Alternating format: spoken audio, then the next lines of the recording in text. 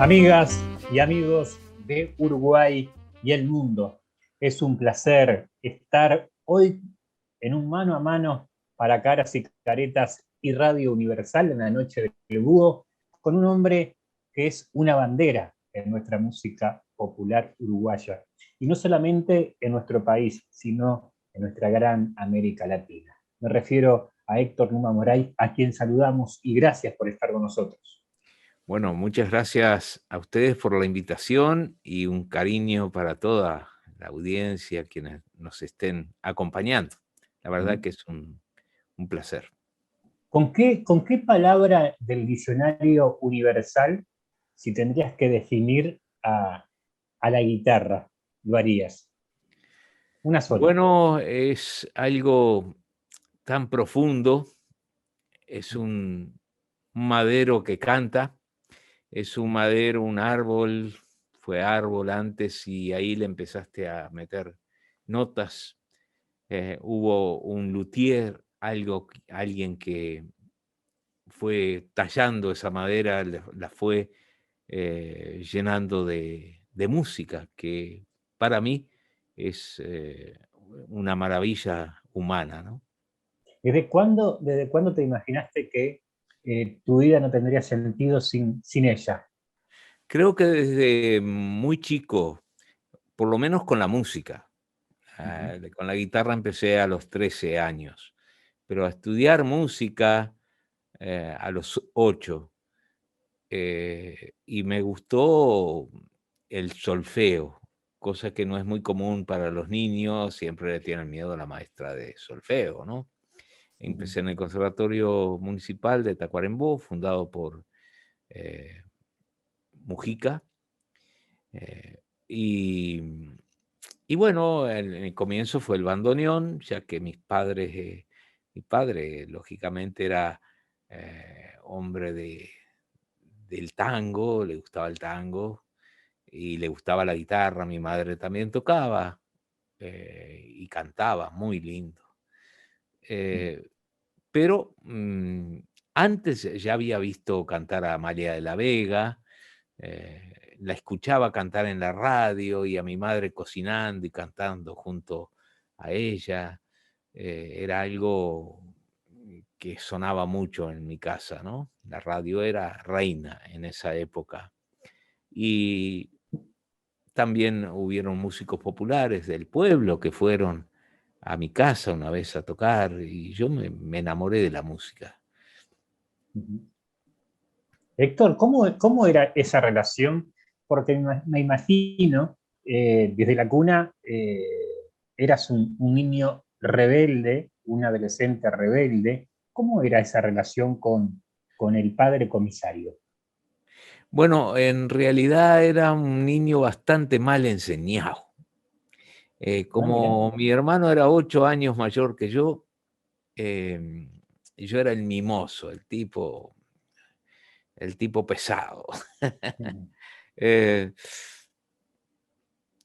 claro, para mí, mi padre había entrado a la policía en Curtina para casarse, ¿no? Era un trabajo en esa época. Entró como policía y muy pronto me llevaron a Tacuarembó. Mi hermano sí fue a la escuela en Curtina, había ido a la escuela en Curtina, pero yo ya muy chiquito fui para un barrio tacuaremboense, el barrio La Sexta, y ahí me crié.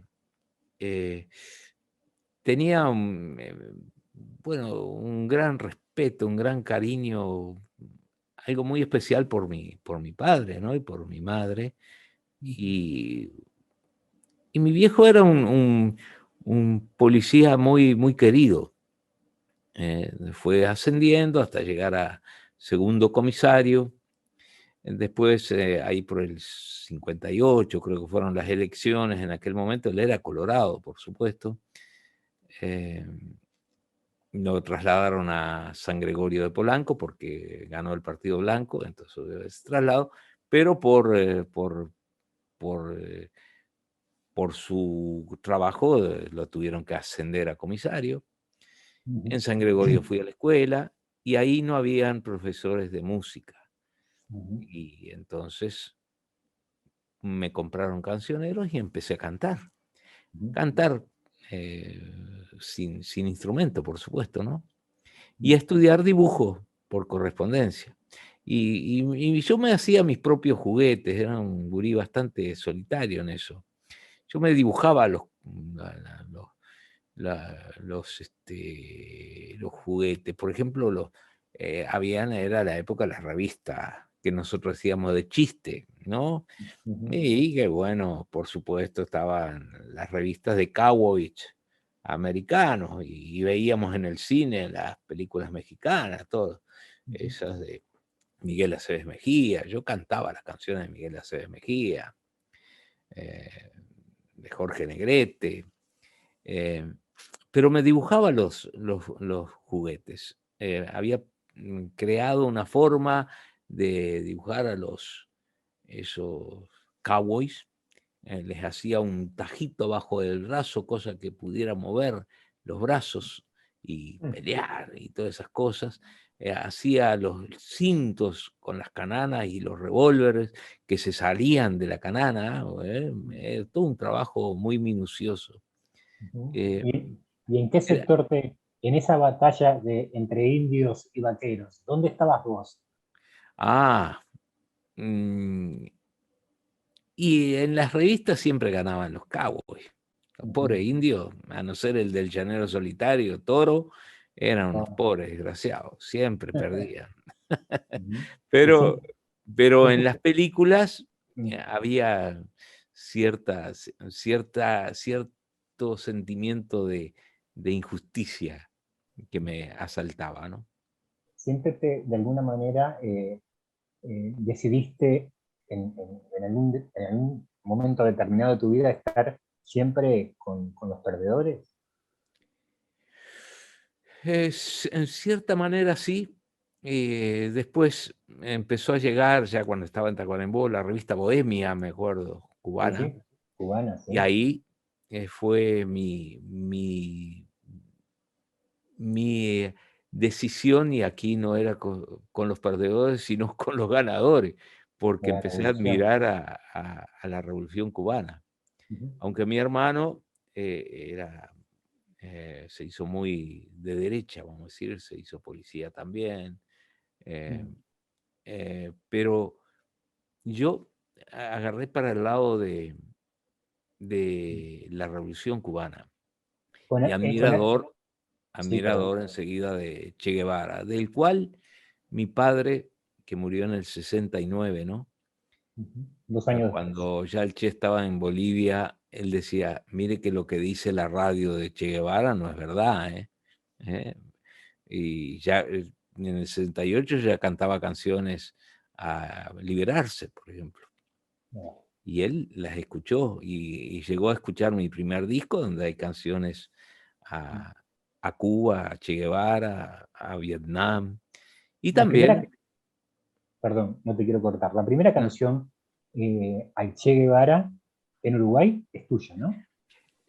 yo creo que sí. Lo oí decir a Benavides, a Washington, en un momento, ya trabajaba con él, por supuesto. Dice, esta tiene que haber sido la primera canción que se compuso en Uruguay dedicada a Che Guevara. En realidad, La Habanera Milonga es un increíble texto de pocas estrofas en las cuales se habla de la Revolución Cubana desde Martí, desde una habanera anónima cubana, pasando por la lucha del negro, de la esclavitud, por Martí, por Maceo, por todo, y termina con Ernesto Che Guevara. Es un maravilloso poema que sintetiza increíblemente la Revolución Cubana. Pero yo tengo dudas si no anduvimos ahí juntos con Aníbal Zampayo, que escribió Yo soy Ramón y que Claro. llegó a grabar Mercedes Sosa. Y tiene que ser más o menos de la misma época. Tengo que ir a la primera pausa, Héctor. ¿Tenés la guitarra Ajá. ahí? Sí. ¿La tenés la guitarra? Tengo, mira. Bien. ¿Qué te parece si nos vamos con ese final de la canción al Che Guevara? A ver, si me acuerdo. ¿Eh? Espera un poquito. Estamos en vivo. ¿Toda o un final? ¿O un pedacito? Toda para un pedacito, lo que usted disponga. A ver.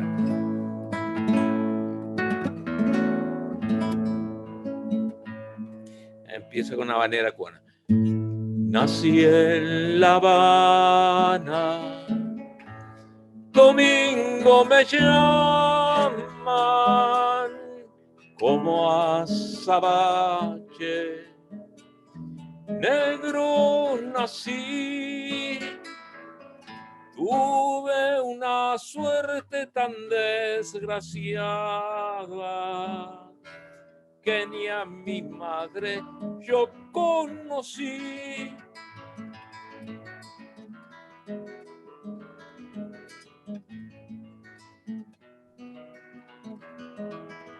Como en la vieja habanera, era tu suerte, Domingo.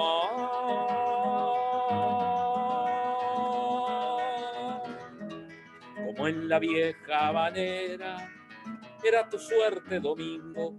De esclavo del español, pasaste esclavo del gringo.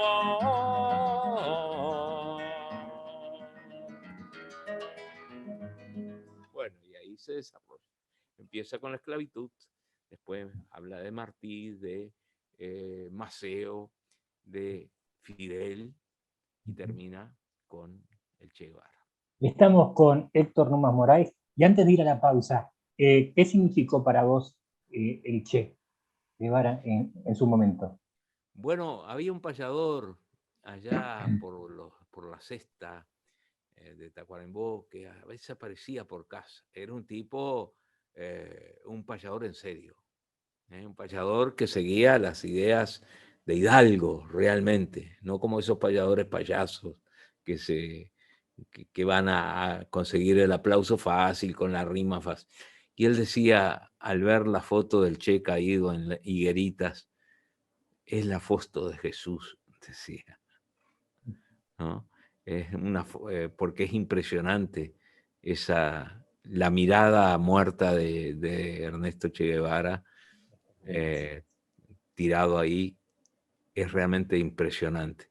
Y para él era como si fuera Cristo, decía. Es terrible para la gente que lo amó, pero más terrible para aquellos, ¿no?, que lo intentaron de alguna manera asesinar, porque creo que esas personas nunca mueren, ¿no? La verdad que nunca muere y nunca morirá. Alguien que hizo tanto y dio tanto por sus ideas, puede haber estado equivocado en una cantidad de cosas. Hay que ponerse en la época también, pero lo que quiso hacer fue justamente lo que después muy pocas veces se ha podido lograr, ¿no? Generalmente, muy pocas veces. Amigas y amigos de Uruguay y el mundo, a través de Caras y Caretas TV y Radio Universal en la Noche del Búho, hacemos una breve pausa y ya seguimos con esta música, con esta leyenda de nuestra música popular.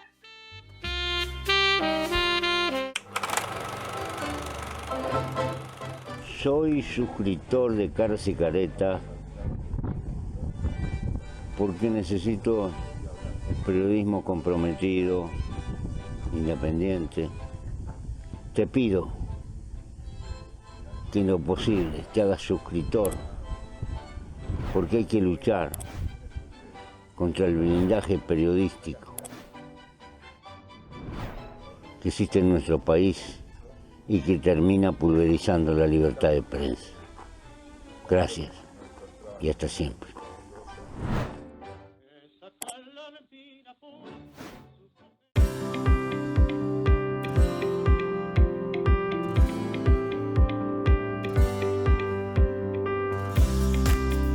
Vuelta, ahí, tan. Es un honor formar parte de Caras y Caretas TV, donde hay lugar para todo tipo de contenido y también para el humor. ¡Sumate!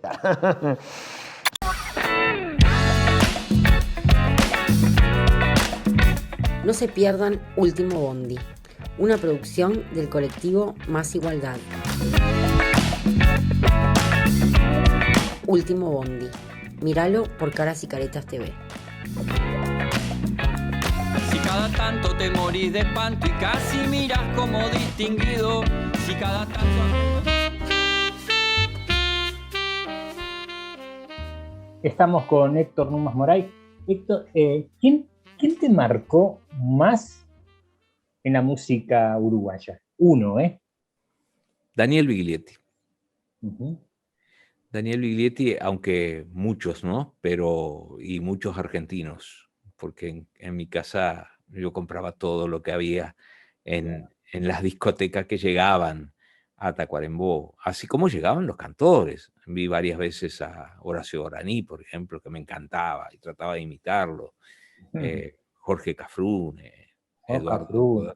Sí, el Turco Cafrune, que recuerdo todavía que pasé al lado de él, había terminado su recital en el Cine City, que ya no existe, y estaba ahí parado aquel gigante barbudo, y le dije, lo felicito, y me puso la mano en la cabeza y dice, gracias, pibe. Sí. Pero Daniel Biglietti fue fundamental, porque la primera vez ya tenía sus 2 primeros discos. Por lo menos el primero. El segundo capaz que fue a presentarlo, no sé si ya había sido editado, Aquel hombre es de nuestra tierra. Pero me impresionó la seriedad de aquello, la sobriedad. En realidad, él dio un concierto de guitarra, tocó Pavanas de Milán, música antigua. Nelly Pacheco, que era su compañera, la soprano, dio un recital de canciones antiguas españolas. Y después él cantó las canciones folclóricas, de raíz folclórica. Canción para mi América, por supuesto, que ya había estado en su primer disco, y muchas de las canciones del segundo LP. Bueno, de ahí empecé a cantar, sentado con un banquito bajo el pie. Fue a partir de ahí. Me impresionó la mezcla de la música antigua, que me encantó, esa forma trovadoresca de cantar y de tocar la guitarra. Y bueno, después el maestro Biglietti lógicamente llega a hacer una música muy siglo XXI, ¿no? Siglo XX. Es decir, canciones muy... es un viaje entre la música antigua y lo moderno, lo contemporáneo, hecho siempre a base de mucho estudio, ¿no? Y bueno, ahí me di cuenta que había que estudiar. Pero también Osiris Rodríguez Castillo fue muy importante. Pero vos me dijiste uno. ¿Y los olimareños? Ah, sí, claro. Los olimareños fue fundamental. Recuerdo haberlos ido a ver, a cantar, y lógicamente canté en el estadio de Tacuarembó, en el Goyenola, cuando ellos presentaron Quiero a la sombra de un ala.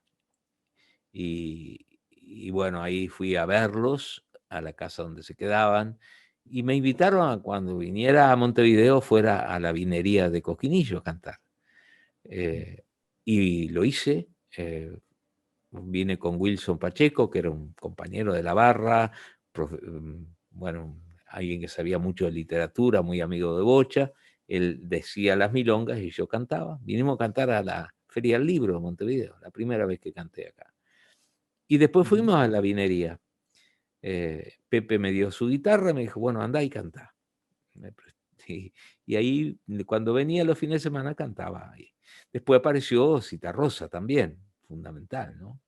Que me apoyó mucho acá en Montevideo. Y Daniel Biglietti, que me dio clases de guitarra, me regaló una guitarra. Grabé el segundo disco con su guitarra.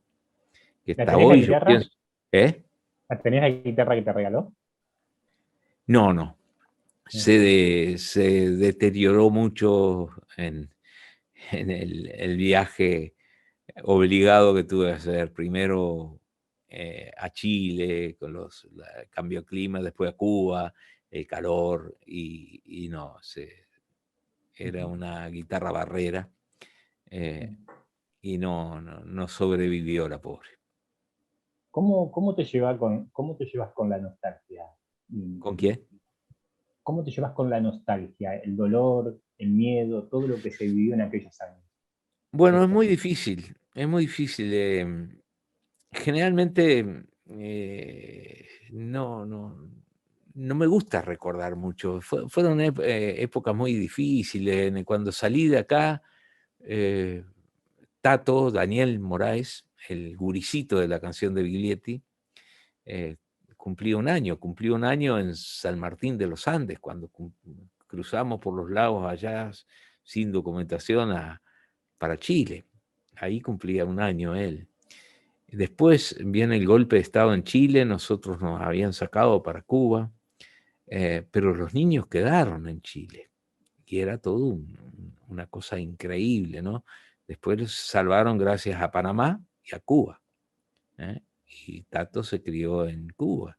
Después vino para acá y ahora es un gran guitarrista que vive en Holanda, ¿no? Tiene 51 años ya. Y después, bueno, la etapa europea fue de todo. Fue dura, fue de mucho problema al no poder comunicarme con mi familia, con Benavides.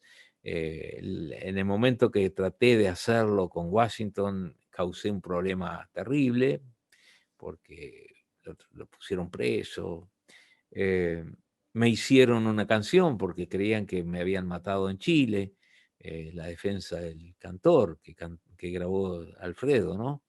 Pero esa canción causó terribles problemas también. Cárcel para Benavides por 2 semanas, a Carlitos Benavides, autor de la música, al hermano de Washington, que nada tenía que ver,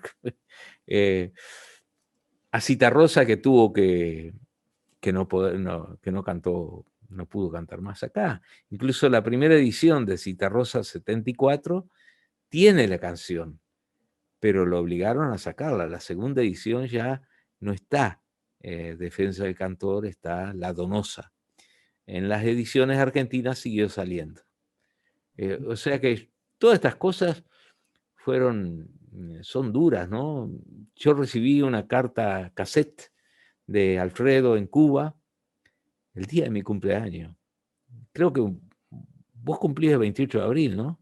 El mismo día, vos. Sí. Bueno, somos igual. Del 28 de abril recibí un cassette de Uruguay donde Alfredo me hablaba, me decía que sabían que estaba bien, que ya le habían avisado a mi madre, y me enviaba la Doña Glide, Yo te doy un tatú, que estaba grabando, y esta canción que, bueno, imagínate lo que fue para mí, ¿no? Una cosa increíble. Sí, Después justamente en esa canción, que cuando la escuchaste por primera vez, ¿cuáles fueron los sentimientos? Es muy difícil, pero fue muy emocionante. Eran tiempos complicados.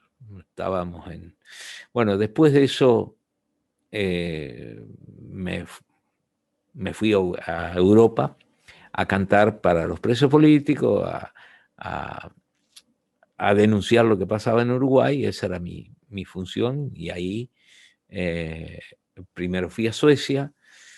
En Suecia hubieron grandes problemas dentro de la izquierda uruguaya también, entonces fui para Francia. En Francia me encontré con Marcos Velázquez, con Daniel, y ahí recibimos a un señor que estaba preso en España, pero lo liberaron y lo pusieron en un tren sin nada, sin plata, sin nada, y llegó a Gare du Nord en París, lo reconoció un uruguayo y dice, ¿qué hace acá? Y ni él sabía qué hacía allí. José Carvajal es Sabalero. Y ahí lo rescatamos de cierta manera y empezamos a hacer giras con Marco Velázquez y con él. Tengo algunas grabadas que son muy cómicas. Bueno, Sabalero tenía que ir a Holanda, pero el vino del sur de Francia era una exquisitez terrible. Y yo me acuerdo, dijo, no, que vaya este loco, anda vos, decís que yo estoy enfermo. Y allá fui, caí yo en Holanda, me querían matar, a mí y a él, pero me enteré que estaban por editar un disco mío, una cosa que nunca se me hubiera ocurrido. Y a los editores tampoco, no entendían nada. Y eso me ayudó increíblemente, porque quien editaba el disco era un profesor del Conservatorio Real de La Haya, un alemán, Konrad Böhmer, y le pregunté, yo siempre con la idea de estudiar, de seguir estudiando guitarra, le pregunté si podría estudiar ahí. Me dijo, mira, el jefe de cátedra de guitarra es un uruguayo. Digo, qué increíble. ¿Y cómo se llama? Antonio Pereira Arias. Había sido el profesor de mi primer profesor en Tacuarembó. ¿Te das cuenta? Esas vueltas de la vida. Y estudié con el maestro Pereira 8 años en el conservatorio. Héctor, tengo que ir a la última pausa de esta noche. Estamos compartiendo este momento, recordando cosas duras, pero que siempre, a pesar de todo, estaba en un rincón o doblando la esquina la esperanza. ¿De qué te abrazabas para salir de eso? Bueno, el estudio fue fundamental. La guitarra fue fundamental, el canto, pero nunca dejé de cantar, aunque el maestro Pereira me dijo, mire que acá no me venga con cancioncitas, acá tiene que estudiar el idioma, tiene que estudiar y hacer el programa del conservatorio. Acá no me venga con cancioncitas, pero yo, por supuesto, desde Holanda fui a Angola, fui a Israel 2 o 3 veces, fui a Venezuela, fui a Australia, anduve por todos lados, o sea, seguí cantando, pero estudiando a muerte. Y también empecé a estudiar canto, que era algo que yo pero sería una historia larga, no te da el programa para contar todas las cosas, pero estudié canto en el conservatorio como segundo instrumento y me sirvió enormemente. Muy bien. Hacemos una breve pausa. ¿Cómo Ya, no? ya regresamos con esta leyenda viva de nuestra música popular uruguaya.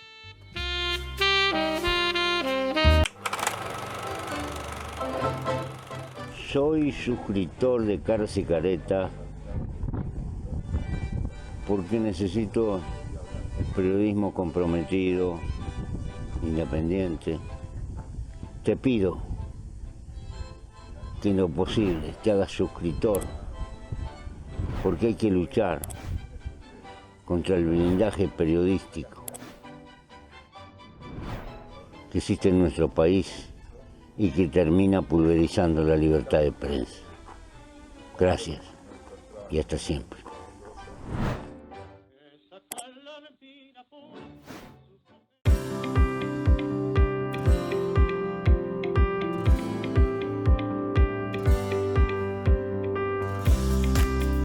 Vuelta, ahí, tan, tan, tan, tan, tan, tan.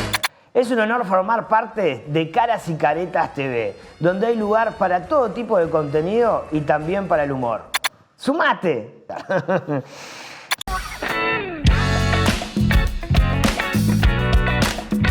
No se pierdan Último Bondi, una producción del colectivo Más Igualdad. Último Bondi. Míralo por Caras y Caretas TV. Si cada tanto te morís de espanto y casi miras como distinguido, si cada tanto acunas...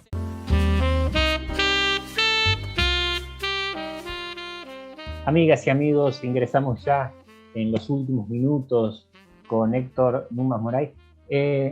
Vamos a hablar de la música de hoy, la música uruguaya.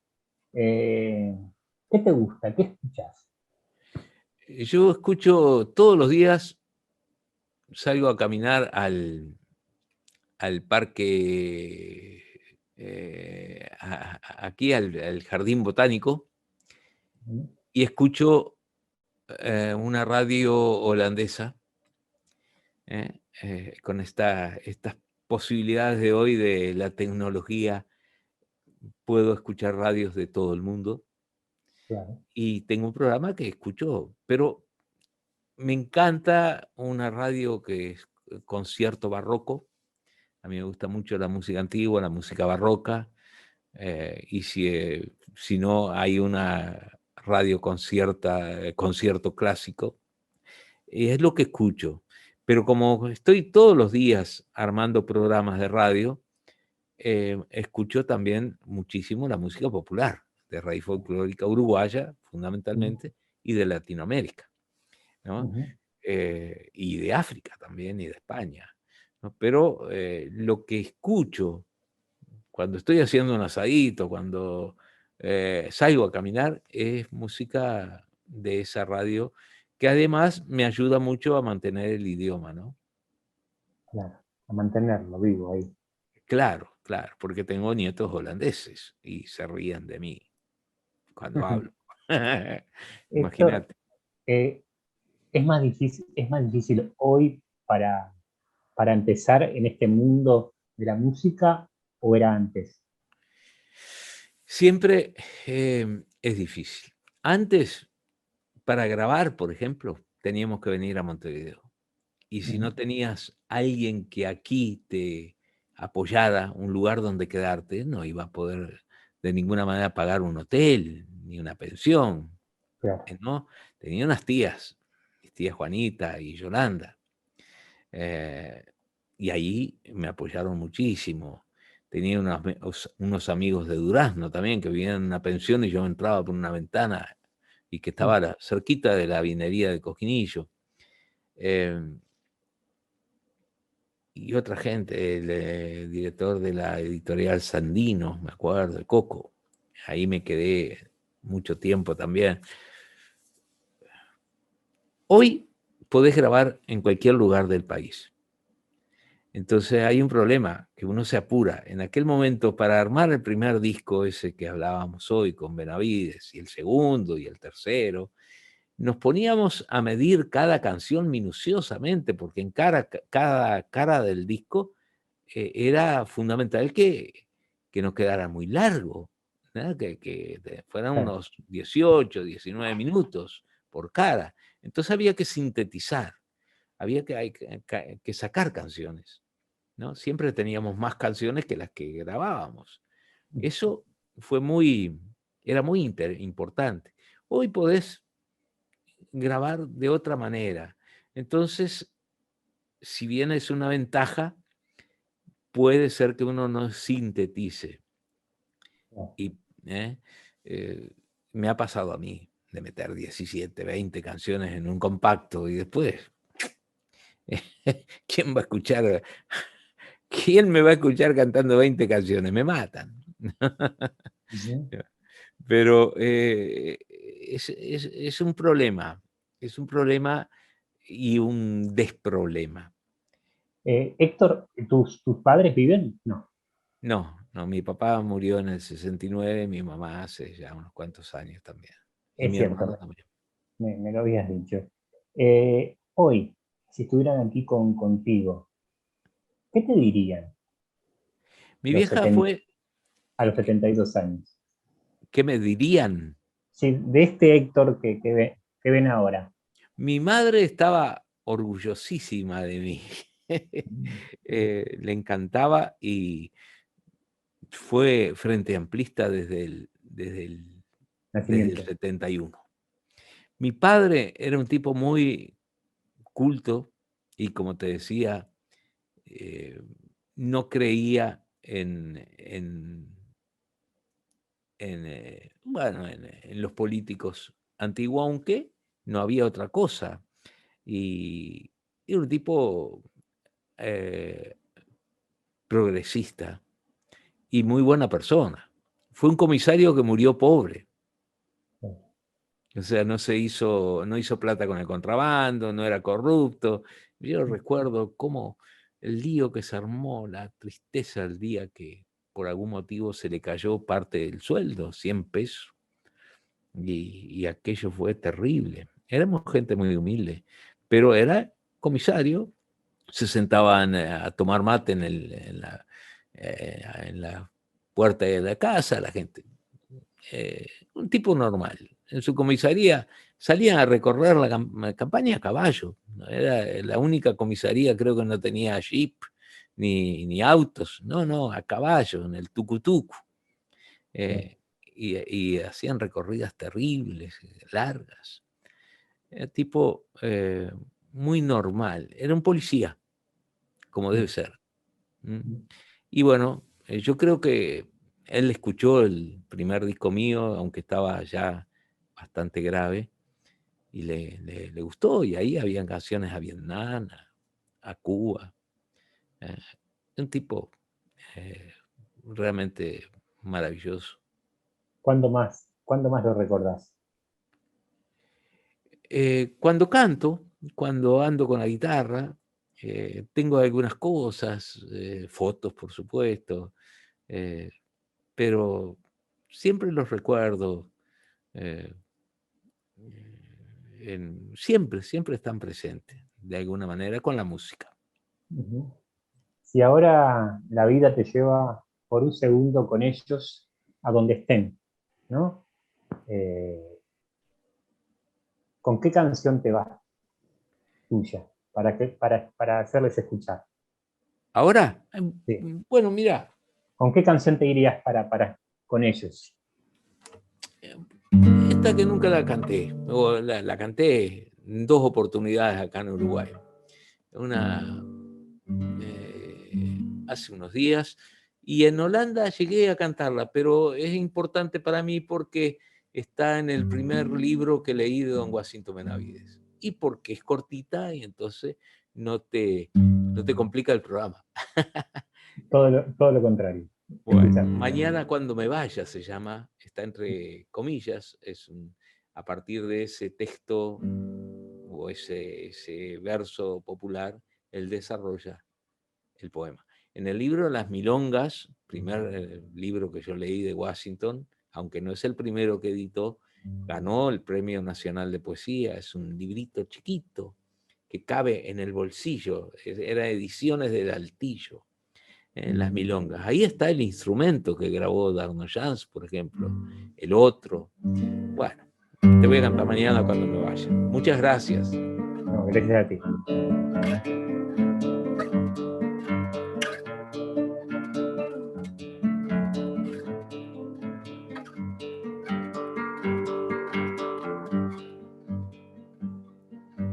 Cuántas interrogaciones me vigilan o acompañan, que a veces no reconozco aquel porqué de la infancia tan hábilmente sembrado que nadie lo desarraiga, un porqué que abrió de golpe las puertas y las ventanas.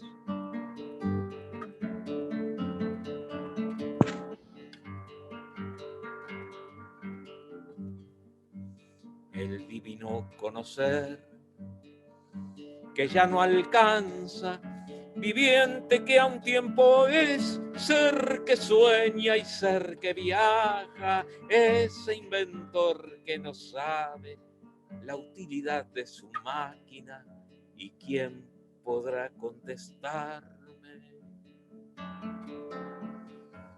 mañana cuando me vaya. Mañana cuando me vaya.